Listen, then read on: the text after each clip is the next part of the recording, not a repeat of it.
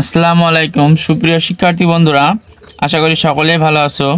Future education স্টেশনের পক্ষ থেকে তোমাদের সকলকে জানাচ্ছি শুভেচ্ছা ও স্বাগতম। আজ আমরা নবম দশম শ্রেণীর সাধারণ গণিতের 17 নম্বর অধ্যায়ের অর্থাৎ পরিসংখ্যানের একটি গ্রাফ গণসংখ্যা বহুভুজ গণসংখ্যা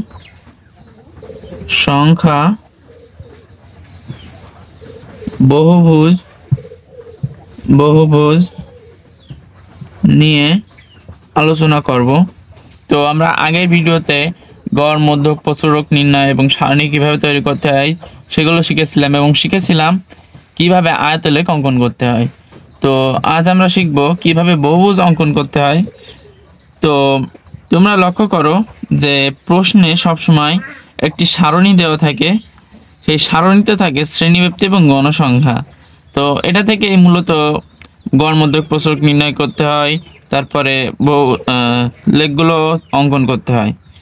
তো এখানেও একটি সারণী আছে যেখানে শ্রেণীব্যাপ্তি এবং গণসংখ্যা দেওয়া আছে।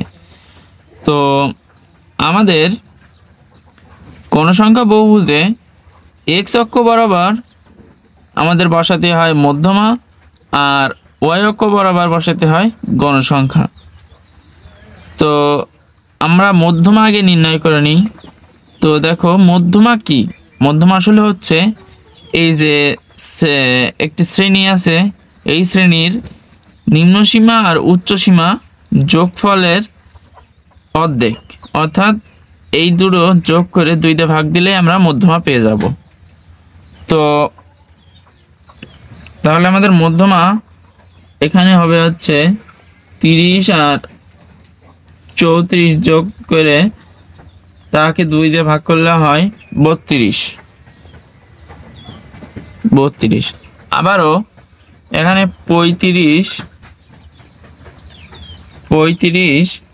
আর 39 যোগ করে 2 দিয়ে ভাগ করলে হয় 37। তো আমরা এইভাবে করে পরেরগুলো করে নিই। এখানে 40 আর 44 যোগ করে 2 দিয়ে ভাগ করলে হয় 42। এরপরে 45 আর 49 যোগ করে 2 দিয়ে ভাগ করলে হয় 47। এখানে হয় 50 আর 54 যোগ করে 2 দিয়ে ভাগ করলে হয় 52। তো আমরা মধ্যমাগুলো পেয়ে গেছি। তো আমরা আগে বিবরণটা লিখে নেব বা কিভাবে আমরা তৈরি করব সেটা লিখে নিই। তো লিখব, এখন সব কাগজে x0 x প্রাইম এবং y0 y প্রাইম কে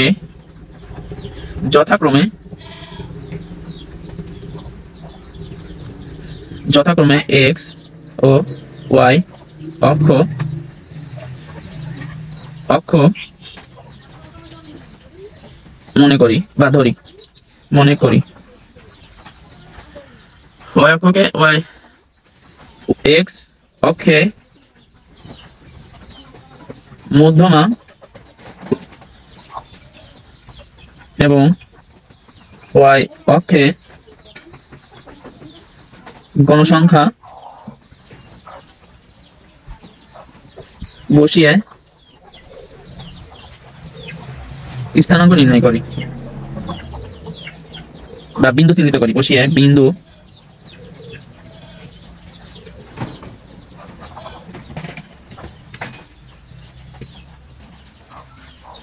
সব কাগজের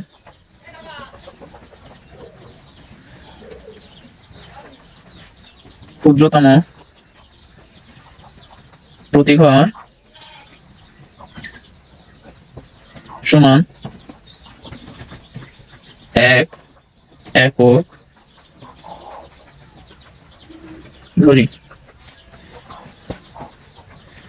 এরপর পূর্বের শ্রেণী সমূহ বোঝাতে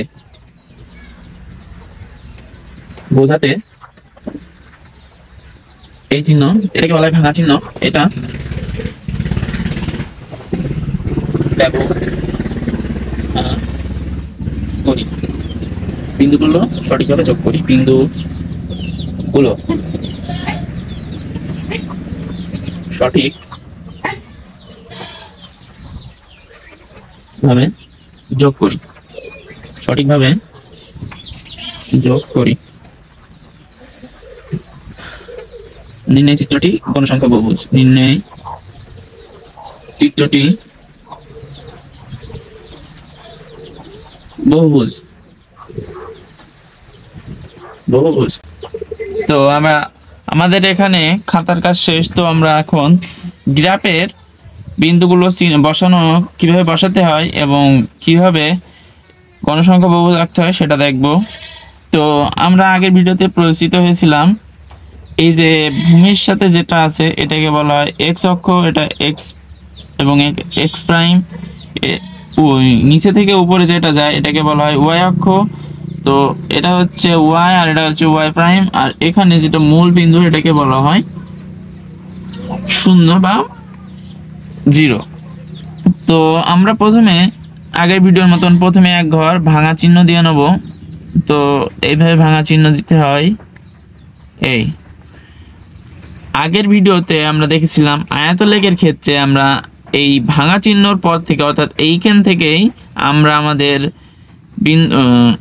কাজ শুরু করেছিলাম। কিন্তু বহুভুজের ক্ষেত্রে সবসময় মনে রাখতে হবে ভাঙা চিহ্ন দেওয়ার পরে আরেকটি ঘর ফাঁকা রেখে তার পরের ঘর থেকে কাজ শুরু করতে হবে।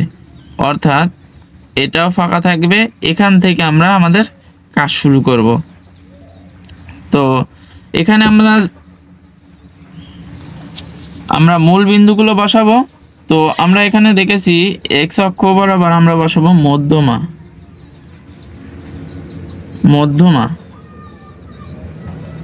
মধ্যমা তো আমরা মধ্যমাগুলো এই বিন্দু থেকে পরপর 5টি ঘর পরপর বসিয়ে নেব। তো আমরা আগে 5টি ঘর নির্ণয় করে নিই।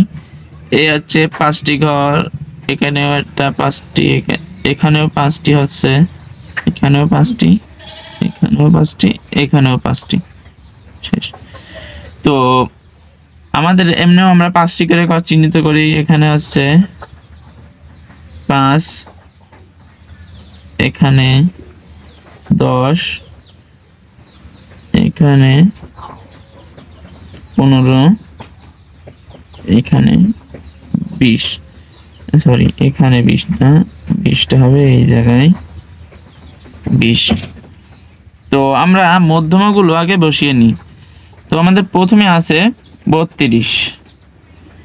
আমরা আড়ে করে এভাবে নেব, তাহলে স্যারদের বুঝতে সুবিধা হবে।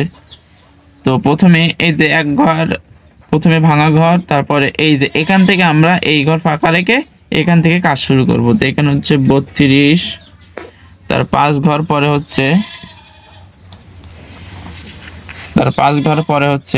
37, তার 5 ঘর পর এই জায়গায় বসবে 42, এরপরে হচ্ছে 5 ঘর পরে 47, এরপরে শেষটা হচ্ছে এখানে 52। তো আমাদের এখানে কাজ শেষ। তো আমরা এবার গণসংখ্যাগুলো বসিয়ে দেব। যে শ্রেণীর মধ্যমা সেই শ্রেণীর গণসংখ্যা বসিয়ে দেব। এখানে দেখো 32 যে ঘরে আছে সেই ঘরে গণসংখ্যা হচ্ছে 8। তাহলে আমাদের এখানে 32-এর ঘরে 8 হবে। এটা হচ্ছে 5, 6, 7, 8, এখানে হচ্ছে 8। এরপরে 37-এর ঘরে হচ্ছে গণসংখ্যা 10। তাহলে 37-এর ঘরে হচ্ছে 10, 5, 10। এরপরে আমাদের 42-এর ঘরে হচ্ছে 12। 42-এর ঘরে গণসংখ্যা হচ্ছে 12। তো এ হচ্ছে 5, 10, 11, 12 এই। এরপরে হচ্ছে 47। 47-এর ঘরে হচ্ছে 6, 5, 6। এরপরে 52। 52-এর ঘরে হচ্ছে 4, 1, 2, 3, 4 এই হচ্ছে আমাদের শেষ। হুম তো এবার আমরা বিন্দুগুলো যোগ করব কিভাবে সেটা নিয়ে একটা কনফিউশন আছে। তো আমরা গণসংখ্যা বহুভুজের ক্ষেত্রে সবসময় এইভাবে বিন্দুগুলো আগে যোগ করে নেব, একটা বিন্দুর সাথে আর একটা বিন্দু এইভাবে লাইন টেনে যোগ করে নেব স্কেল দ্বারা। অবশ্যই দাগগুলো সোজা হতে হবে। এই যে এইভাবে আমরা বিন্দুগুলো টেনে নেব।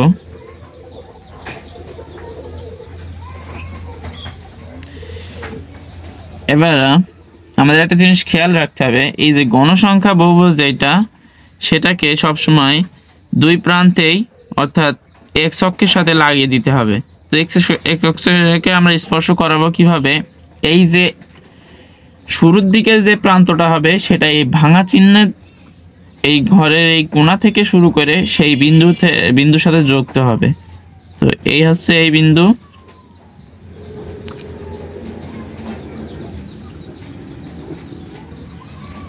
এই আর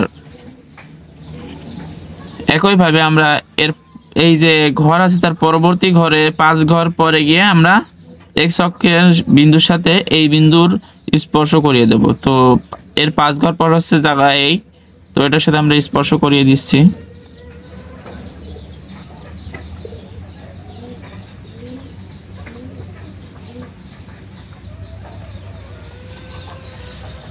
হ্যাঁ, তো আমাদের গণসংখ্যা বহুভুজ তৈরি হয়ে গেল।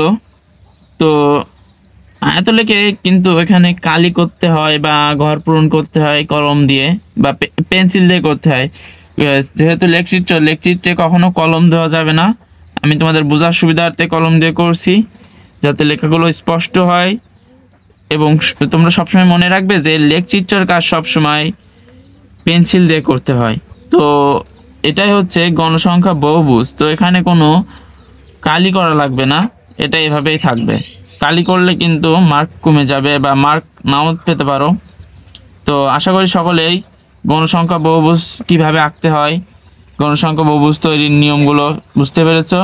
তো আজকের ভিডিওতে এই পর্যন্তই। যদি ভিডিওটি ভালো লাগে তাহলে লাইক করবে এবং পরবর্তীতে কী বিষয়ে ভিডিও নিয়ে আসবো কমেন্ট করে জানিয়ে দাও।